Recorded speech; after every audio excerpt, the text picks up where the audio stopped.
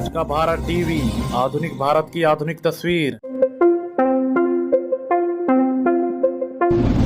Police अगर विपक्ष के कुर्ते ना फाड़े, पुलिस अगर विपक्ष को डिटेन ना करे, हिरासत में ना डाले, पुलिस अगर विपक्ष को जेल में डाले, ईडी अगर विपक्ष के नेताओं को परेशान ना करे, सीबीआई आपके घर पे रेड ना मारे, इनकम टैक्स का छापा ना मारे, तो समझिए आप देश के लिए लड़ नहीं रहे हैं। और हम दिल्ली पुलिस को धन्यवाद देना चाहते हैं कि हम देश की जनता के लिए लड़ रहे हैं और आपकी एक एक परेशानी को झेलने के लिए तैयार हैं। लेकिन एक बात हम दिल्ली पुलिस के सिपाहियों को जरूर कहना चाहते हैं, भाई साहब, आप आते हैं साधारण परिवार से, आप आते हैं किसान मजदूर के परिवार से, आप आते हैं गरीब परिवार से। आप जो हमारे ऊपर डंडा चला रहे हैं ना, एक्चुअली आप अपने ही भविष्य पे और अपने ही मुद्दों के ऊपर डंडा चला रहे हैं। इस बात को याद रखिएगा, इस बात को याद रखिएगा। और रिकॉर्ड तो करते ही आप लोग, बढ़िया सा रिकॉर्ड करके गृह मंत्री को सुना दीजिएगा। इस बात को याद रखिएगा कि डीसीपी साहब प्रमोट होकर के चले जाएंगे, डीजीपी बन जाएंगे, लेकिन जो आज इस देश की आर्मी के साथ हो रहा है वो बात किसी दिन किसी भी पुलिस के साथ हो सकता है। इस बात को याद रखिएगा, इस बात को याद रखिएगा कि आज जिस तरीके से देश के लिए जो सम्मान की बात है, जो सर्वोच्च बलिदान की बात है, अगर उनकी नौकरी को ठेके पे किया जा रहा है तो कल आपकी नौकरी को भी ठेके पे किया जा सकता है। इसीलिए कांग्रेस पार्टी पिछले 12 तारीख से यह सत्याग्रह कर रही है। लेकिन यह जो सत्याग्रह है, जंतर मंतर पे जो सत्याग्रह हो रहा है, इस सत्याग्रह का मूल कारण यह भी है कि हम सिर्फ अपने नेता को नहीं बचाना चाहते हैं। मीडिया वालों, मैं आपसे खास करके कहना चाहता हूं, हम अपने नेता को नहीं बचाना चाहते हैं। एक कहावत है, सच को आंच नहीं होता है। हमको अपने नेता की चिंता नहीं है। हमारा नेता कुछ गलत नहीं किया और सरकार उसका कुछ गलत नहीं कर सकती। इस बात को याद रखिएगा। हमको अपने नेता की चिंता नहीं होती है। और हम इस सरकार को कहते हैं, साहेब, हर चीज का एक मंत्र नहीं होता है। बीजेपी चाहती है कि हर नेता पे एक ही जंतर का इस्तेमाल कर ले। तो मैं भाजपाइयों को कहना चाहता हूं, रे भाजपा वालों, ये राहुल गांधी हैं, इंदिरा गांधी के परिवार से आते हैं, राजीव गांधी के बेटा हैं, आतंकवादी से नहीं डरे। तुम तो वैसे भी माफी मांगने वाले लोग हो भाई, तुमसे क्या डरेंगे यार। ईडी उडी से डर नहीं लगता है। ईडी से हम अपने नेता को नहीं बचाना चाहते हैं। हम बस इस देश की जनता को बताना चाहते हैं कि ईडी इनके घर पे आया क्यों है। ईडी इनके घर पे इसलिए आया है कि मोदी जी को कोई साधु बता दिया है कि विपक्ष के सारे नेताओं पे एक ही कैप्सूल इस्तेमाल कीजिए। एक कैप्सूल सबके ऊपर बराबर लागू नहीं होता है। सब धन 22 पसेरी नहीं होता है। इनको लगता है कि एक बार ईडी भेज देंगे तो कांग्रेस पार्टी डर जाएगी, कांग्रेस के कार्यकर्ता डर जाएंगे और चुप होकर के बैठ जाएंगे कि देखो देखो इसके नेता के ऊपर ईडी आ गया है तो कार्यकर्ता को कौन पूछता है। कांग्रेस पार्टी के अंदर इस बात का जज्बा है कि अगर हम देश को अंग्रेजों से आजाद करा सकते हैं तो इस देश को हम अंग्रेजों के चापलूसों से भी मुक्त कराएंगे। इस बात को याद रखिएगा, इस बात को याद रखिएगा कि आपने देश के साथ जो खिलवाड़ किया है उस खिलवाड़ के खिलाफ हैं हम। उस खिलवाड़ के खिलाफ क्यों हैं हम? कि आपने इस देश को सपना दिखा करके, आपने इस देश के लोगों को उम्मीद जगा करके उनके साथ धोखा किया है। ये हम नहीं बोले थे, श्री 108 श्री माननीय प्रधानमंत्री जी बोले थे कि हर साल 2 करोड़ नौकरी दी जाएगी। क्या मीडिया वाले? मोदी जी बोले थे ना कि हम बोले थे? अरे बोलिए ना महाराज, आपको भी बोलना पड़ेगा। याद रखिएगा इस बात को, सबकी बारी आएगी, इस बात को याद रखिएगा। अरे हमारे लिए क्या है, जब तक जेल में चना रहेगा, आना जाना लगा रहेगा, हमको कोई दिक्कत नहीं है।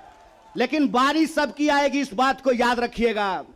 कहे थे ना मोदी जी कि हर साल 2 करोड़ रोजगार देंगे, बोले थे कि नहीं बोले थे?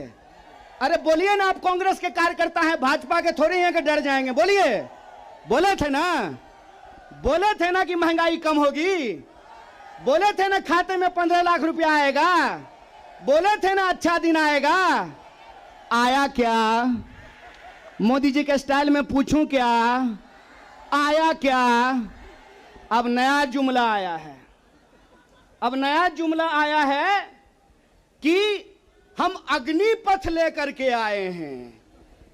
एगो भाजपा का नेता ईमानदार है, कैलाश विजयवर्गीय को धन्यवाद देना चाहिए।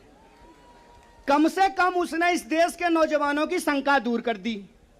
उन्होंने बता दिया भाजपा की नई योजना है तैयार, भाजपा ऑफिस में सभी नौजवान बनेंगे चौकीदार। यही योजना है ना। लेकिन मैं कहता हूं विजयवर्गीय जी, आपका बेटा बल्ला बहुत बढ़िया चलाता है, अफसर पे बैठ चला रहा था, उसको बीजेपी ऑफिस में क्यों नहीं सिक्योरिटी गार्ड बना देते हैं? मंत्री का बेटा बनेगा सेक्रेटरी, मंत्री का बेटा बनेगा बीसीसीआई का सेक्रेटरी, और किसान मजदूर का बेटा बनेगा भाजपा ऑफिस में सिक्योरिटी गार्ड। हाय रे हिपोक्रेसी, इसी को हिपोक्रेसी कहते हैं ना। और बेईमानी किसको कहते हैं? देश की जनता को लगा कि जब मोदी जी बोल रहे हैं तो सच ही बोलेंगे। मोदी जी की हर बात को मान लिया देश के लोगों ने। मोदी जी ने कहा दीपक जलाओ तो देश ने दीपक जलाया, मोदी जी ने कहा बत्ती बुझाओ तो देश ने बत्ती बुझाया, मोदी जी ने कहा थाली बजाओ तो देश ने थाली बजाया। सब कुछ किया इस देश ने, लेकिन देश अब तक इंतजार कर रहा है कि मोदी जी जो हमको कहे थे उसमें से एक भी चीज पूरा नहीं किए हैं। और ये देश की जो परिस्थिति है, इस परिस्थिति पे मुखर होकर के हमारे नेता बोलते हैं। इस बात का हमको गर्व है कि सरकार के सामने बिना झुके कोई लड़ता है अड़ करके तो उसका नाम राहुल गांधी है। उसको डराना चाहते हैं, उसको डराना चाहते हैं, उसको झुकाना चाहते हैं।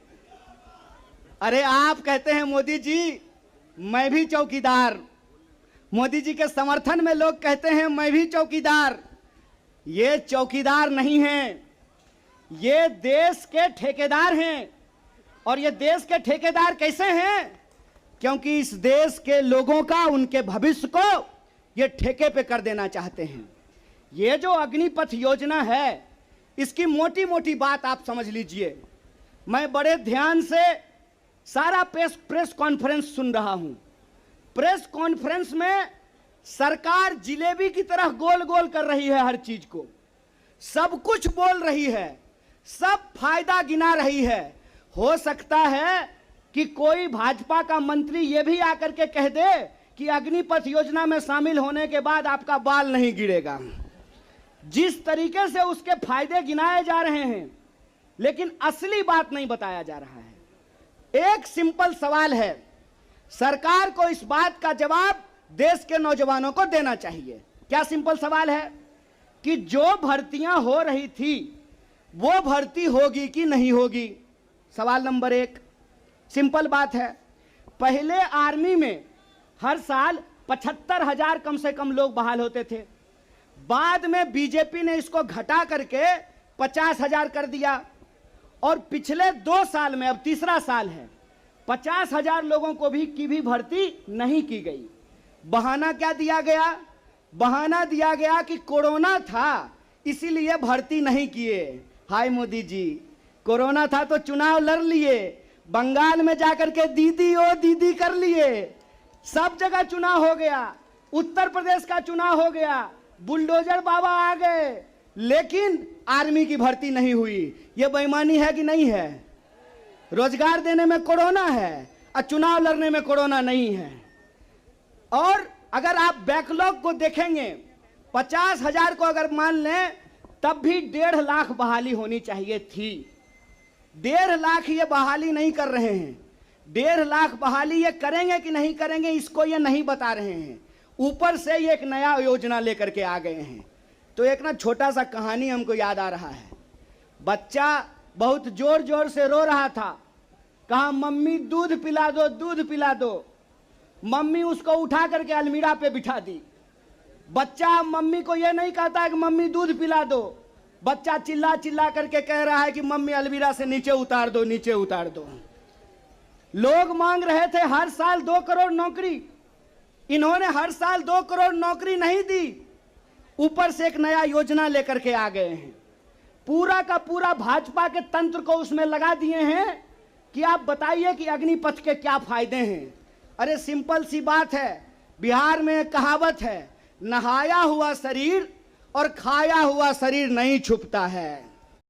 आप देख रहे थे आज का भारत टीवी, आधुनिक भारत की आधुनिक तस्वीर। अन्य खबरों के लिए हमारे YouTube चैनल को सब्सक्राइब करें। अगर Facebook, Instagram, Twitter पर देख रहे हैं तो फॉलो करें।